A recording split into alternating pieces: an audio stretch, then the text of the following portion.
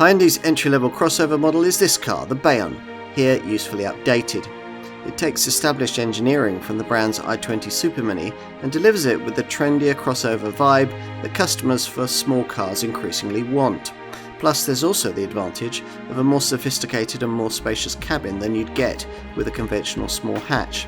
This is a much copied formula, of course, but this Hyundai delivers it with value and a class-leading warranty.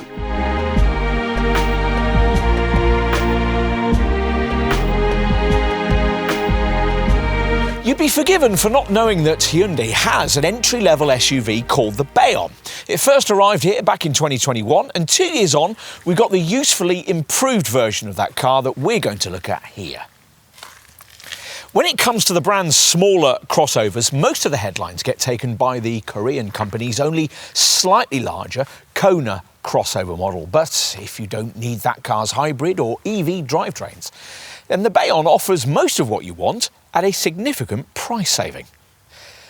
It's basically a crossover version of the company's i20 supermini, which used to offer an SUV-style derivative.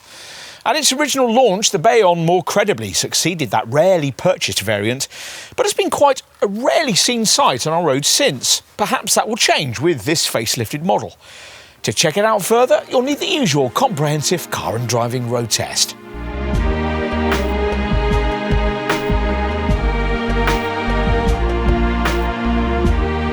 Set off in this Bayon, and the first thing you notice is that everything's so light and easy to use. Primarily the electric steering, but also, if you've opted for manual transmission, the clutch and gear shift action as well. A DCT 7-speed automatic is optional. Curiously, probably the most significant change with this updated model is a backward step. The mild hybrid assisted engine it had at its original launch has been swapped out for an unelectrified version of the same 1-litre TGDI 3-cylinder petrol unit. Other markets get the option of this engine with 120 PS, but here it comes only in its base 100 PS form. This power plant can be matched either with the brand's clever 6-speed IMT or intelligent manual transmission with 172 Nm of torque, or, as I said, with a 7-speed dual-clutch DCT automatic gearbox where torque increases to 200 Nm. As before, there are 3 selectable driving modes: Eco, Normal or Sport, with the latter offering a rev matching function for the IMT manual gearbox.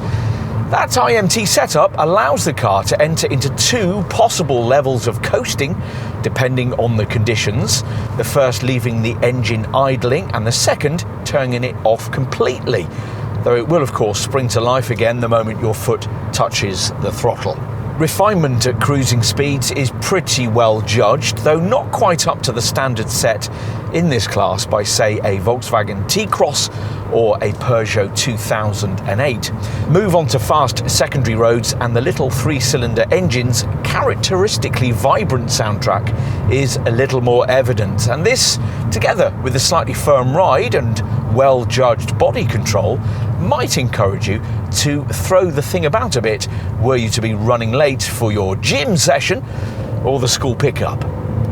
The car certainly changes direction quickly at speed and clings on tenaciously through tight turns. Unfortunately though, the rather lifeless steering rack fails to communicate back much of what's happening beneath the front wheels, and that slight firmness to the ride quality is unwelcome when you return to the city limits and encounter the usual speed bumps and tarmac tears. What Hyundai's engineers still need to learn is the art of producing a small SUV with a ride and handling balance better suited for all kinds of roads, the kind of benchmark currently set in this segment by the Ford Puma and the Nissan Juke.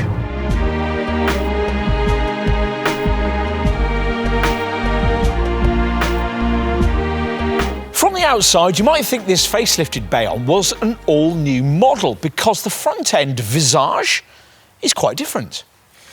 Few of those changes are evident from the side. This may theoretically be the smallest SUV in the company's range, But it's still 4.2 metres in length, those dimensions disguised by all manner of slashing and creasing to distract the eye. Notably this dynamic shoulder line, which creates this wedge-shaped profile, the angular lines above the rear wheel arch and the arrow-shaped C-pillar. Hyundai hasn't gone overboard with wheel sizes, which start at 16 inches, ranging up to the 17-inch rims we have here. You have to stretch to the top spec level of trim to get the trendy two-tone roof, which comes with black finished door mirrors to complete the effect. As we said, the key model updates lie here at the front, where there's now much more of a Kona style look, with a new headlight signature that runs the width of the front. Plus, the bumper's been revised for a more rugged appearance, and the grille's been restyled as well. We think the rear section is probably still this car's most pleasing perspective. Arrow-shaped LED lights connected by a thin horizontal line. These reversing lights and reflectors are a little exposed lower down here at the corners, but there's a neat roof spoiler and a silver lower underplate to remind your friends about the kind of car you've chosen. Underneath it all sits Hyundai's K2 platform, borrowed from the i20 Supermini that sired this car. The two models roll down the same production line in Izmit, Turkey. That chassis is also used by a close cousin, Kia's Stonic. Let's take a look inside.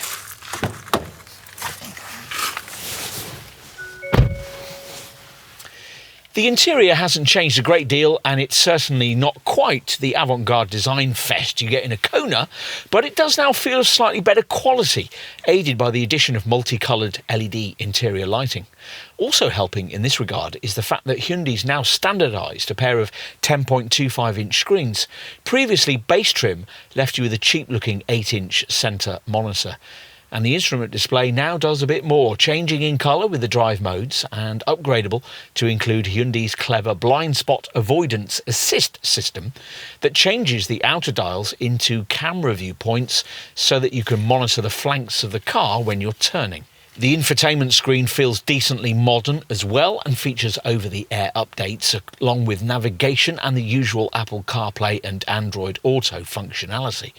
There's also a climate section, though fortunately not at the expense of physical buttons, which are provided further down this centre stack. The screen climate menu adding useful auto dehumidify and auto defog functions. Hyundai's also keen, you should know, that this monitor incorporates their latest BlueLink connected car services, these providing live information and control of the car via an app. You can access various BlueLink options via this display too. There's a calendar, weather reports and info on vehicle diagnostics, plus incorporated Hyundai Live services alert you to speed cameras and provide accurate information on traffic jams and roadworks.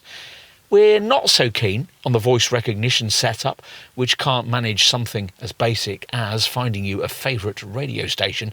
There are, though, some really nice extra screen touches that we do like here. An icon that allows you to record voice memos, for instance. Build quality, as usual with Hyundai, is excellent, and the various fittings seem to have been well screwed together by the Turkish factory, which slightly makes up for the fact that a lot of the cabin fittings feel cheap, especially the door handles and the door bins.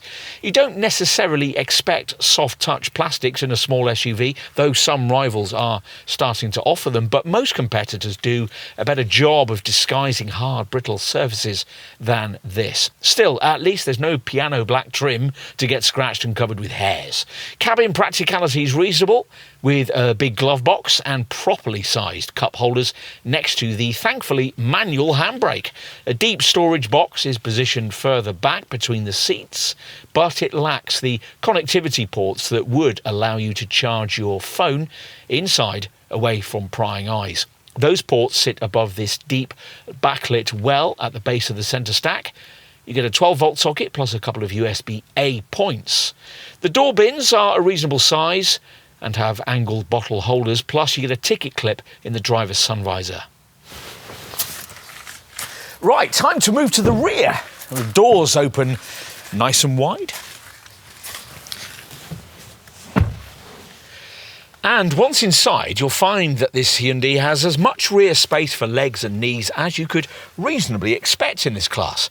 As before, the rear seat reaps the benefits of a relatively long 2,580mm wheelbase, which allows backseat folk 882mm of legroom. Headroom isn't quite so noteworthy, thanks to that tapering rear roofline, but you'd need to be over 6 foot tall to have that problem. And the relatively wide exterior width and the low centre transmission tunnel mean it's reasonably realistic to take a trio of passengers back here if you absolutely had to, though this raised central cushion won't do much for the comfort of the middle occupant. Let's finish this section with a look at the boot. Now, lift the hatch and you're greeted with one of the more accommodating luggage areas in the segment, 411 litres in size, which is 39 litres less than a Kona, but 59 litres more than you get with the i20 supermini that this car is based upon. There'd be no problem in taking something like a baby buggy in this Bayon because the trunk area itself is broad, deep and well-shaped, and we also like the way that a channel is provided enabling the parcel shelf to be slid vertically behind the rear seat back when it's not in use. There's a boot light, a bag hook and 4 tie-down points in what Hyundai calls a luggage board. One day, makers of small SUVs will offer the flexibility of either a ski hatch or a 40-20-40 seatback split, but that day hasn't yet come. So there's just this conventional 60-40 split backrest that lowers to reveal a 1,205 litre total capacity.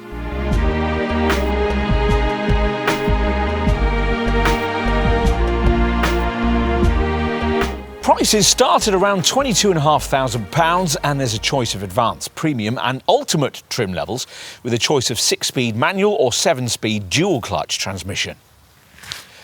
That's competitive pricing, which this Bayon needs if it's to take on the sales leaders in the closely fought SUV B segment. Cars like Ford's Puma, Volkswagen's T-Cross and Renault's Captur, as well as its close Hyundai Motor Group cousin, the Kia Stonic. Other comparably priced segment options include the Skoda Kamiq, the Seat Arona, the MG ZS, the Citroën C3 Aircross, and the Vauxhall Frontera. The Bayon also needs a decent spec tally for that outlay, and it gets that too. Even base advanced trim includes quite a lot. Specifically, 16-inch alloy wheels, LED headlights, roof rails, a rear spoiler, cruise control, and rear parking sensors. Inside, there's multicoloured interior mood lighting, air conditioning, a rear view camera and a drive mode select driving mode system. There's also a 10.25-inch driver's digital supervision instrument cluster screen and infotainment's taken care of by a 10.25-inch display audio central screen with a DAB audio system plus smart device integration including Bluetooth with voice recognition, Apple CarPlay and Android Auto. Mid-range premium trim adds to that with 17-inch alloy wheels, privacy glass, heat for the front seats and the steering wheel, automatic climate control, air conditioning with auto windscreen defog, an automatically dimming rear view mirror, front parking sensors and electric folding door mirrors. Top ultimate trim gives you a two-tone black roof, smart keyless entry, a powered glass sunroof and a wireless phone charging mat. Safety kit is the same whichever trim level you select, which means front collision avoidance, lane departure warning with lane keeping assist and driver attention warning, plus intelligent speed limit assist and Hyundai's useful lane follow assist system that works when you're in a traffic jam and alerts you when the vehicle in front has moved off. There are the usual twin front, side and curtain airbags, all linked to an e-call system. If you've avoided base trim and want to go further, an optional driver convenience pack adds blind spot avoidance assist and smart cruise control.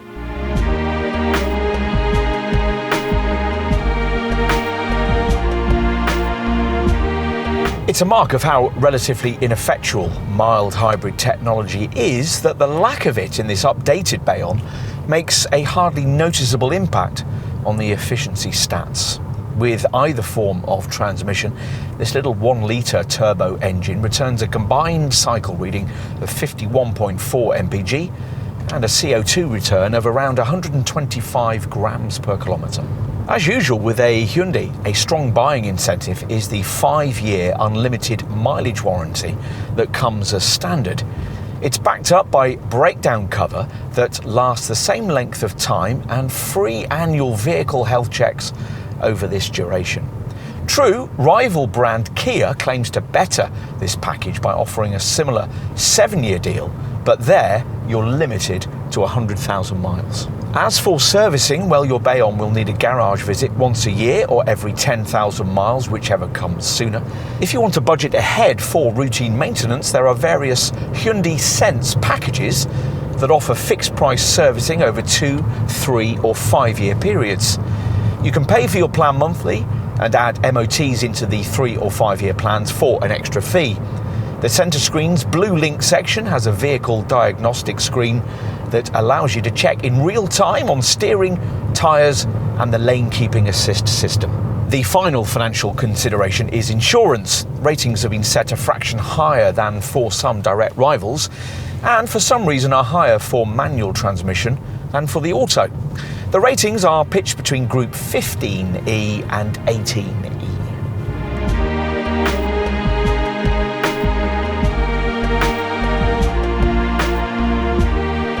With the Kona small SUV selling well in the showrooms, you might question whether Hyundai really still needs this car.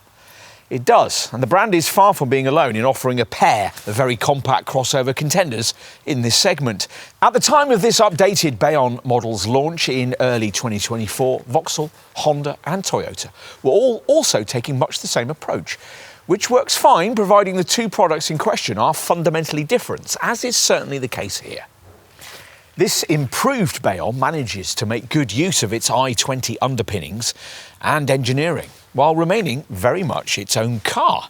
We'd certainly expect it to outsell its small hatch showroom stablemate, though the original version never managed that. True, in recent times the brand has certainly produced more memorable designs than this, but most of them are far more expensive.